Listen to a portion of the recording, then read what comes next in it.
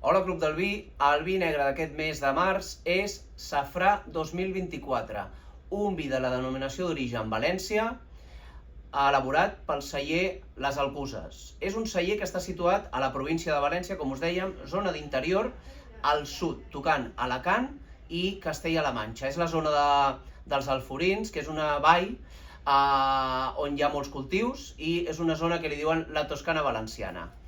És un vi elaborat amb dues varietats autòctones de la zona. El Mandó, que també s'elabora a altres zones del Mediterrani interior, com el Pla de Bages, alguna part del Penedès, i la varietat de raïm Arcos.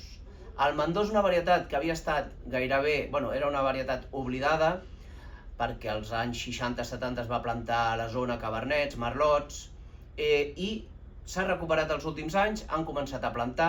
També aquests últims anys hi ha l'aparició de nous cellers, i és un vi, la Mandó, que fa vins fluids, àgils, amb poca concentració. Es pot fer la barema abans i no es fa molta extracció. En aquest cas han fet criança en àmfores de ceràmica, 6 mesos, i això, la mescla amb la varietat Arcos, com us deia, que dona notes de fruita més negra, i una mica més d'extracció. Per tant, us trobareu un vi super lleuger, fluid i amb un fons especiat. És aquest vi de tendència que us estem posant en el Club del Vi habitualment, tot i que sempre alternem amb algun vi amb més criança, però és d'aquests vins que es veu facilíssim. Per tant, aquest mes fem un vi negre que va més cap a sensacions de blancs i un vi blanc que va més cap a sensacions de negre.